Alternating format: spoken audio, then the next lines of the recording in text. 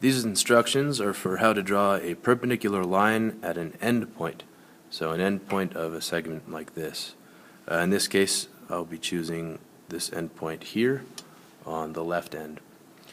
Keeping in mind the perpendicular means we'll draw a 90-degree angle and it will go from the endpoint.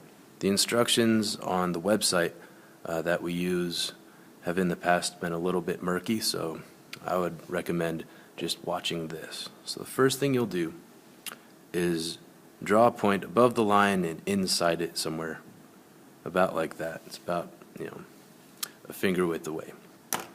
What you're going to do is set your compass to the distance from that point you just chose to the end point of the segment there.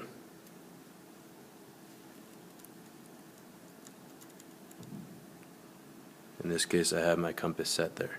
Now at that setting, I'm going to draw most of a circle, and the important point is that it crosses the line here and it ends up on the other side of your point, above the end point here. This is what it looks like.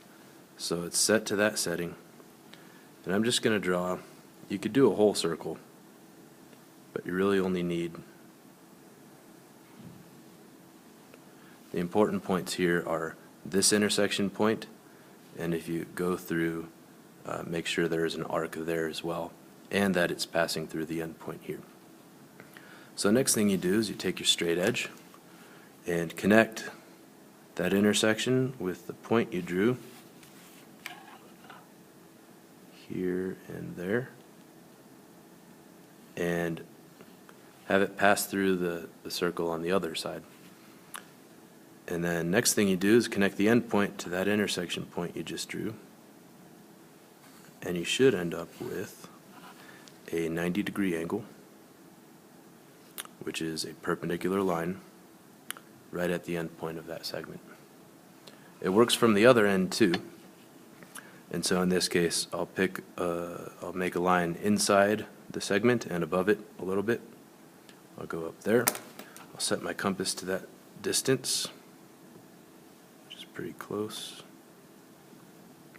I'll arc across the segment on the inside through the end point and then around, noting that this and this is the important part.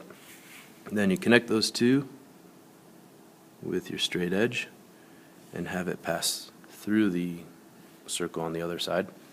Then you connect that intersection point with your end point, and you should have a perpendicular line right at the end point.